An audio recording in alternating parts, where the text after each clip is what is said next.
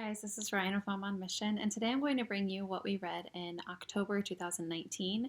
I know this is a little later than what I usually put this out, but it's been just a little crazy around here, so it's going to be a little late, but here it is. So last month I shared with you for fiction for myself that I was reading Emma by Jane Austen. I did finish that. I did not dislike the book. I definitely don't think it's up there with Pride and Prejudice and books like that, but it was decent. It was okay. Shocker, still working on this. Getting closer to the end. Like I said, things have been a little wild around here, so I've just had even less time for reading than usual. So um, it is what it is. I promise this book is really good. It's just sit down, read time doesn't happen. And then I did listen to In a Dark, Dark Wood by Ruth Ware. That's another one I'd had checked out from the library for a long time with all the intentions of reading and just never got the time to do it. But it did finally become available in audio, so I got to listen to that, and it was super, super good. Not my favorite Ruth Ware book. I still think I like The Lion Game a little better. And what was the other one that I liked? I don't know. But this wasn't The Death of Mrs. Westaway, I think. And then she wrote the Cabinton one, which was okay too. But I think The Lion Game was probably my favorite, followed by The Death of Mrs. Westaway, and then In a Dark, Dark Wood. It was really good. It just, I didn't connect to it like I did some of the other ones. The setting is, I'm trying not to mix my different books here, but I believe the setting on that one was kind of like a hen party or bachelorette party. And then there ends up being a murder and trying to figure out who did it and why. And so kind of a typical whodunit, but anyway, it was still really good. Not super predictable.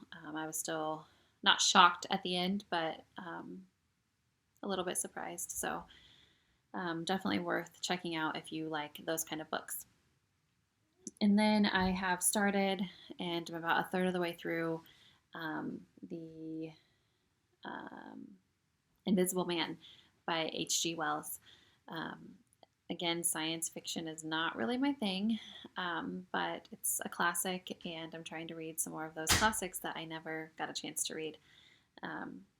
So I don't really have an opinion on it one way or the other. I'm just kind of like still trying to figure out what's going on. So like I said, I'm not super far into it. And then for nonfiction, I'm still going through this book,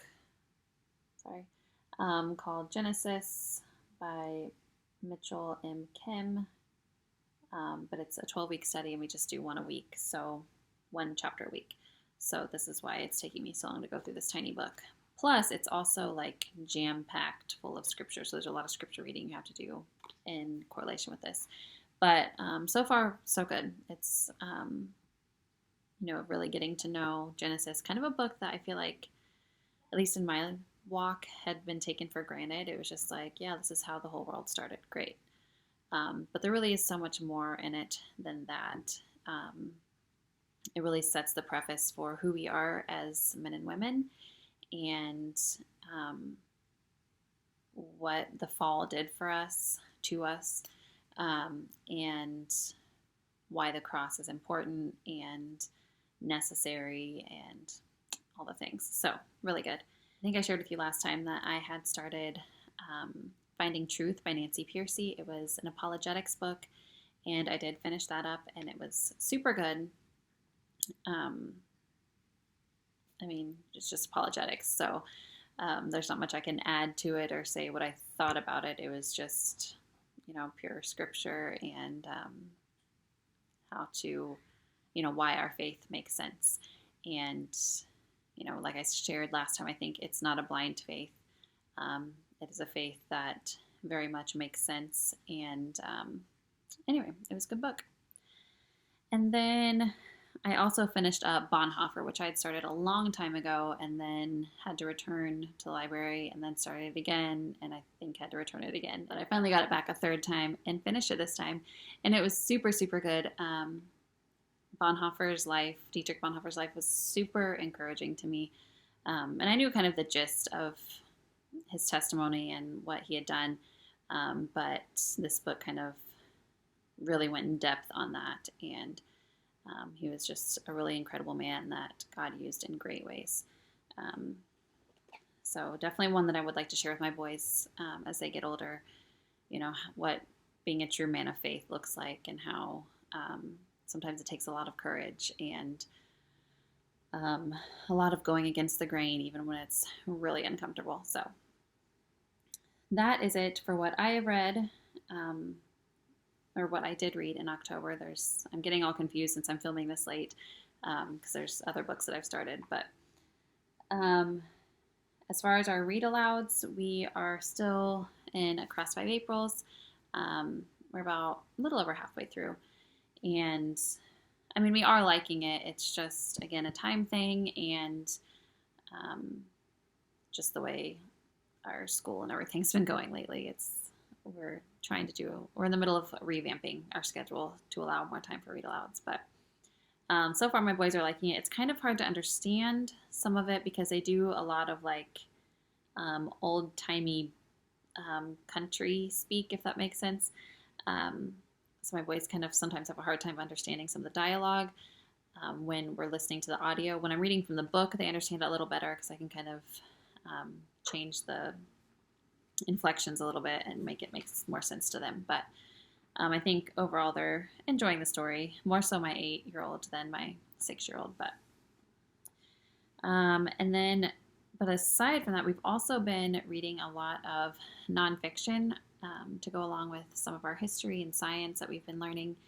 And we've also been reading a lot of picture books just because that's something I like, how it incorporates all 3 of my boys, even my 21-month-old, I think he's 21 months. And so it's something we can all do together and we all appreciate it. So we've been digging into the picture books lately. And then I said that I would start sharing our favorite picture books of the month. And I have 2 this month. And both of them went along with our school. One of them was Grandfather's Journey by Alan Say. It was a 1994 Caldecott winner for illustrations, and it was super good, and the illustrations were gorgeous. In geography, we were studying Japan, and so this goes to talk about Say's grandfather and his journey from Japan to the United States and back again, and just seeing that interturmoil of what is home, how do you define home, and being homesick. And then it also compares and contrasts the different culture between the United States and Japan. So it was really good, especially because it was based on a true person. And then we also read Timeless Thomas by Jean Beretta.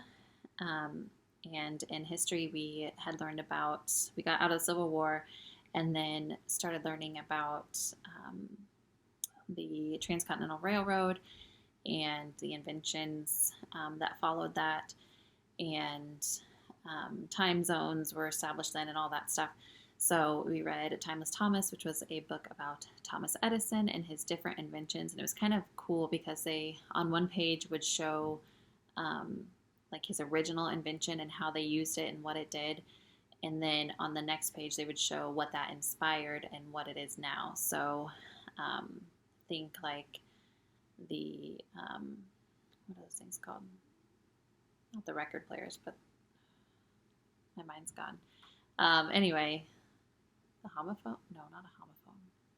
What are those things called? Gramophone? Is it a gramophone? Anyway, so it showed that on one page and how they used it. And then on the next page, it would show CDs and MP3s, which is how most of us listen to music now with MP3s. So it was really cool to compare and contrast not only the original to what we use today, but also to see like, wow, he sparked this by inventing this thing. And my kids are really into inventions and sciencey stuff, so they loved that. And then Jude, my 8-year-old, I don't have a lot to show you because he still is reading. He's taking after his mom, this Everest book. For him, it's not because he doesn't have the time to read. It's because he's liking reading other things. I mean, he's determined to finish it, and he could finish it so quickly, but he just like reads a chapter, and then that's all I make him read at a time. Um, and he says he likes it, but he just gets distracted by books that he would rather read. So we'll get to it, I guess.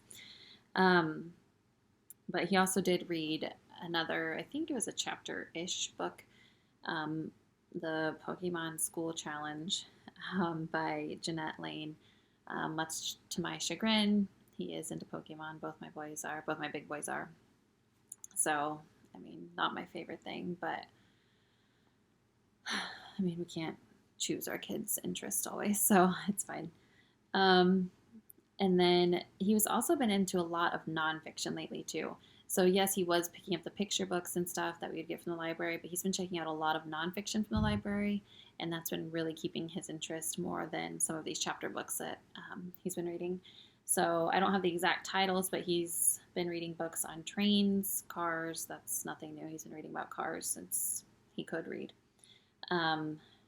He's been picking up a lot of science books about weather, about gardening, even this time of year. I don't know. And he even picked up a book, I think it's called like The Battle of the Ironclads or something, talking about the ships in the Civil War, which kind of went along with our history. So I wasn't mad about that, but it was just kind of funny. He's been super into nonfiction instead of his little chapter books. So that's fine with me, I guess. Not too worried about it. So anyway, I would love to see what you are reading this month. Again, just to remind you, this is a collaboration with Ingrid over at the Ingrid Chronicles. Turn the pages with us, and if there's anything that you're reading, let us know below. I'm going to keep reading Final Girls. Hopefully this is the last time I have to bring it up. Well, I'll bring it up next month just to tell you what I thought of it. But then after that, hopefully we're done. And then I also am going to be reading Missional Motherhood. Can't remember who wrote that, but I'll be reading that. And then I'm still reading Invisible Man by H.G. Wells. So if you've read any of those or are interested in reading any of those, let me know down below, and I will talk to you next time. Bye.